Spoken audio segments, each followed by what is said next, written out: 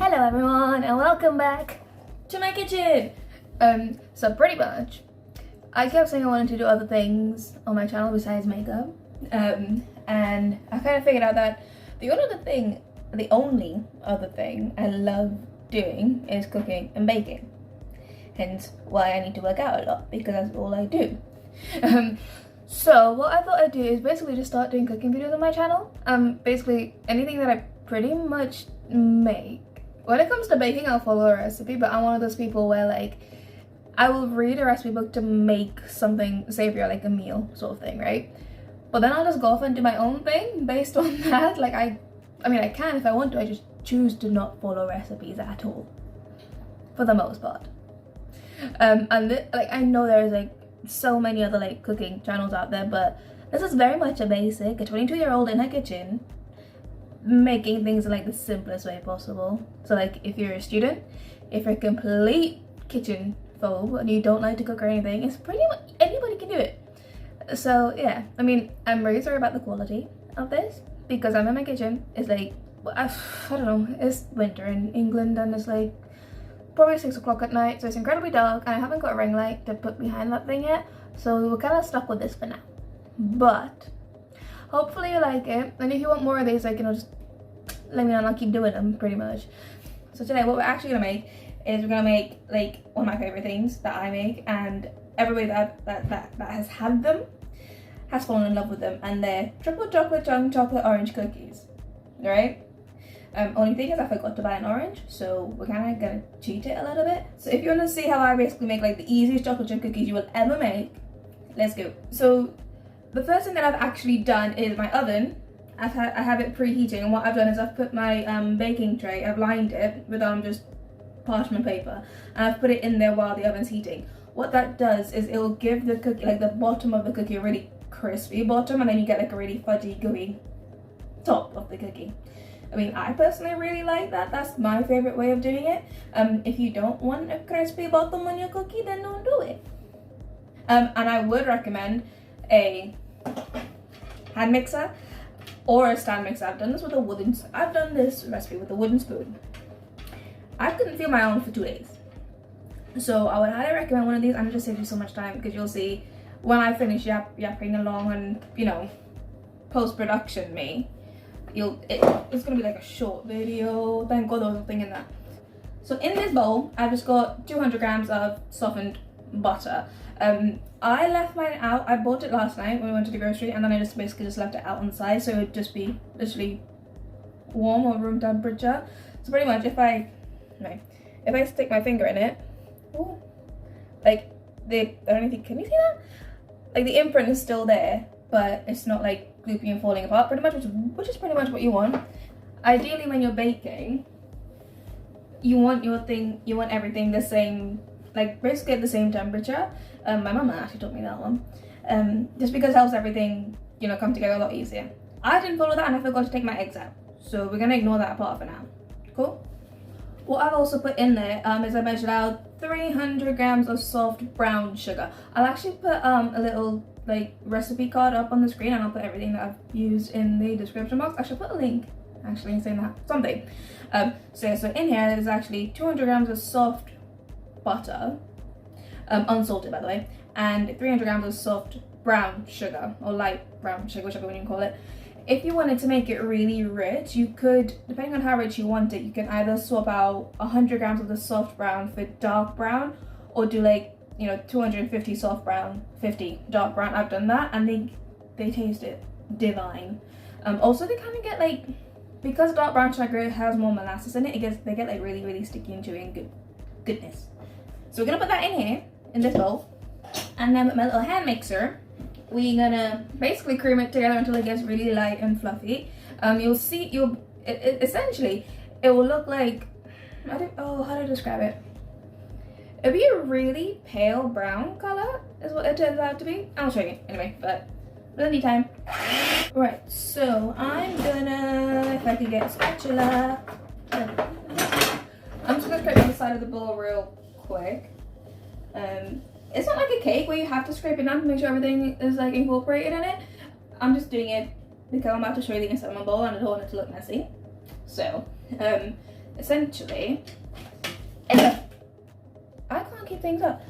It looks like that, but it looks like butterscotch essentially. If you know what butterscotch frosting looks like, that's what it looks like, and it tastes divine. Okay, any kid like yeah. Anyway, so what I'm gonna do is I'm gonna add 2 eggs. I'm gonna add them in one at a time, and like whisk them in fully, and then add the other one, pretty much. Yeah. Right, so now I'm gonna basically add one of the things that's gonna make it taste nice. So I forgot to buy oranges, so I'm kind of cheating the orange flavor. I'm actually gonna use just some Valencian orange extract because I forgot to buy it. Otherwise, if I didn't have this, what I would actually do is just take a whole orange, zest it, and then juice it and add all of that in there. And this might sound really stupid to say, but people have done this. You zest the orange before you juice it. People have genuinely tried, and I know people who have tried to juice anything, an orange, a lemon, a grapefruit, and then zest it. No, you zest it, then you juice, right? So what I'm gonna do is, if I could open it, I'm gonna add a teaspoon of that orange extract. That just smells really nice.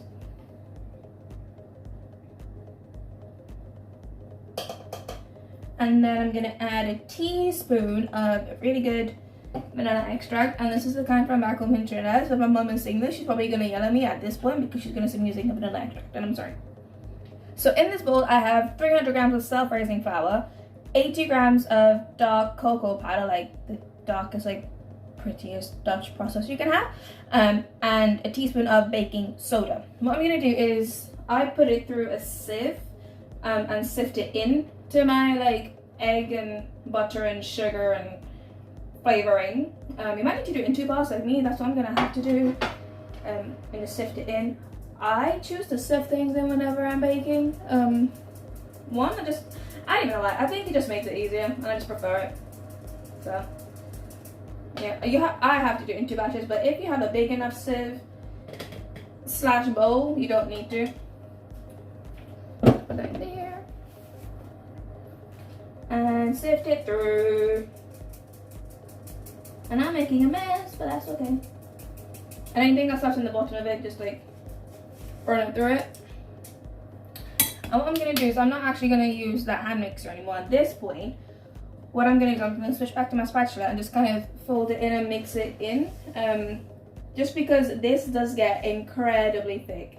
So what it does is it gets caught around the blades of the paddles, I should say, of the hand mixer, so it makes it really difficult, or it mixes everything in, but it makes it difficult, and it gets really stiff and hard, like tough rather, I should say.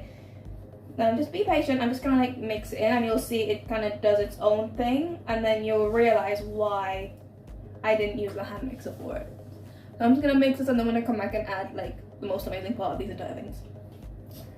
Now the most amazing part of these cookies. Shut up and go away. The best part about these cookies is all the chocolate chips. So I've got dark chocolate, white chocolate, and milk chocolate. Wow, I probably looked a moment. Personally, I'm a dark chocolate kind of girl. I have like 4 bars of dark chocolate up in there that I haven't even eaten yet.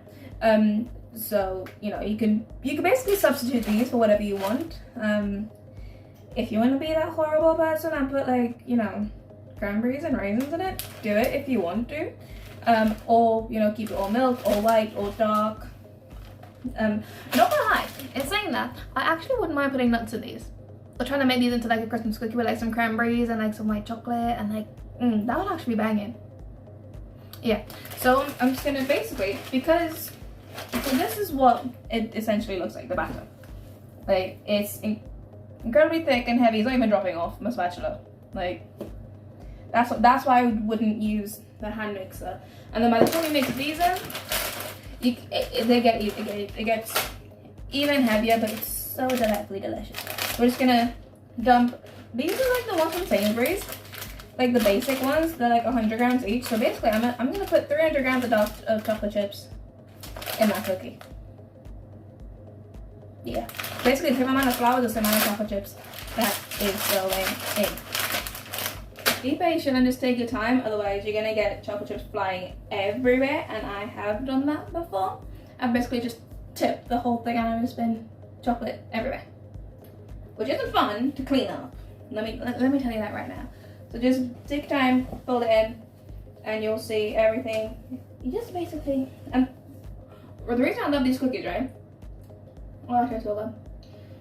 Is, ooh, oh my lord, that orange, oh my lord. Oh my word. It's basically, because you get that crispy bottom and you get the really fudgy top, and there's so much chocolate chips in there. There's like little bombs of just like melted chocolate everywhere. Once you get them out and they're really warm, one, your house smells amazing. When these are baking, they just smell insane. And then like when you break it, it's so fudgy. And just imagine a cheese pull, just with chocolate instead. It's divine, just divine.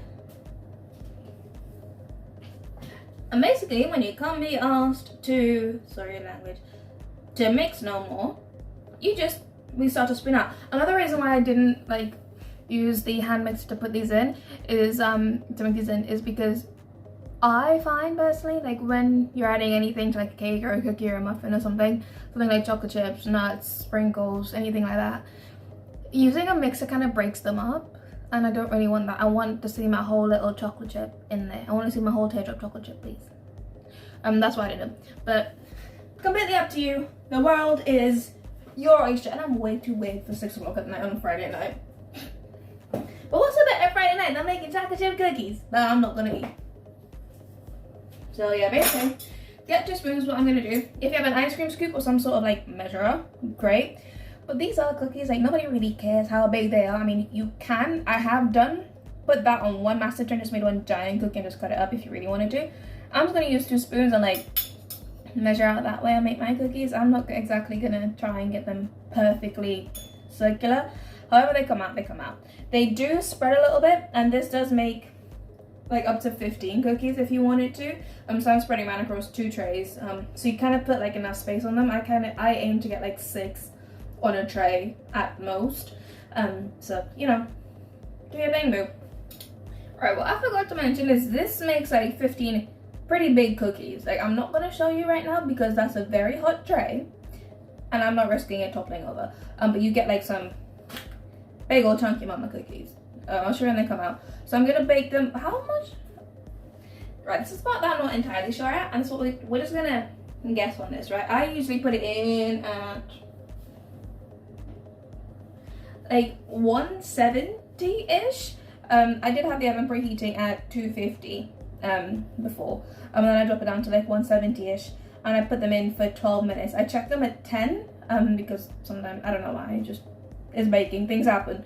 So I checked them at 10, but they're in for about 12 minutes. And obviously if they're done at 10, or I want them to be a little bit more done, I leave them in longer. If you want it a little bit more fudgy, take it out at 10. Your choice, boo. But there's a difference between fudgy and undercooked, right? Very big difference. I have made that mistake. Just ask anybody who was there at Freshers Fair 2018. They'll tell you. But yeah, so they're gonna go in for 12 minutes. I'll check them at 10, and then we need to let as much as I don't want to. We need to actually let them cool. Otherwise, it is hot chocolate. It burns your mouth. I have a little bit of dough left because I couldn't be asked to. I just didn't want to make all of those cookies, so I'm not going to eat them.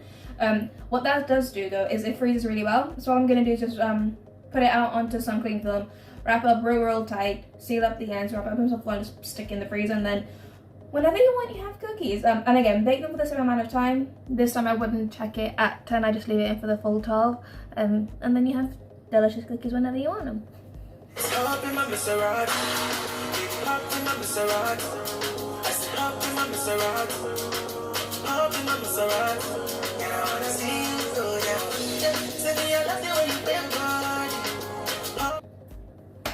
So it's cookie time.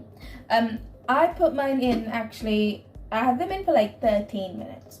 Only because my oven's probably being a little bit funny. Because when you check them, they will be like so soft and you think they're not going to be cooked.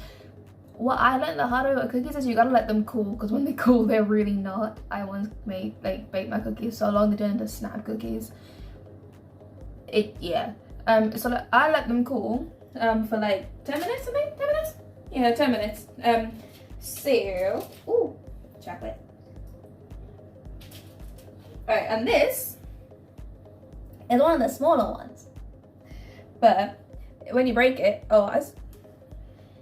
when you break it, I don't know if you're gonna see that right. Let me just kind of like, look how fun it's. Okay, right, hold on. They are just so good.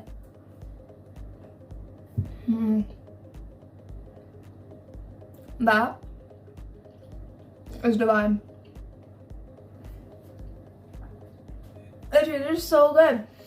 Oh, they're so chocolatey. Because if you see the inside of it, do you see the inside of it? It is like soft, and they're fudgy, and they're gooey, and they're delicious. And I just have loads of like little bombs of like milk chocolate and white chocolate in this one, and they're just so good. Like, these are the cookies, right?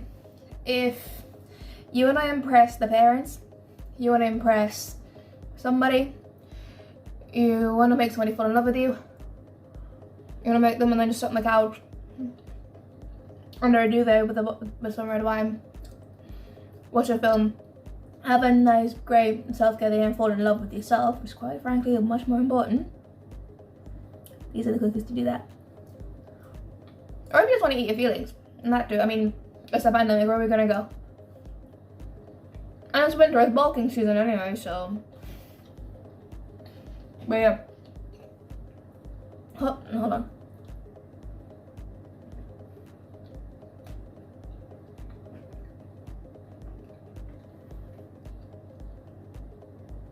They are so good. Honestly, they're like my favorite cookies ever. They're like my favorite ones. Hi, person that I know. They're literally like my favorite cookies in the whole wide world. So yeah. So that's pretty much my first cooking video on YouTube. I don't know if it's gonna work or not, but if you do, if you find it entertaining, interesting, or easy, if it's at least easy to follow, then that's pretty much the aim I was going for. So then if you liked it, I'm glad you liked it, and I hope you do. If you did though, make it through my entire video, because I'm pretty sure I may put just a sequence of me just dancing around my kitchen to music. Yes, YouTube, please don't take my video down for copyright reasons, please. Yeah, so if you made it to the end of it, found it entertaining, found it informative and helpful, please make sure you like it and you subscribe to my channel and you share it. I don't care if you put it in front of your dog, quite frankly. Put it in front of a diabetic who can't even eat cookies. No matter to me. But if you can, please do that. That would be greatly appreciated. And if you like them, I'll keep making more of them and show you easy ways to cook food that's not complicated, because some people apparently don't like cooking in a kitchen or like being in a kitchen because it's complicated. It's really not. It's so easy. And you get great things like these at the end of it.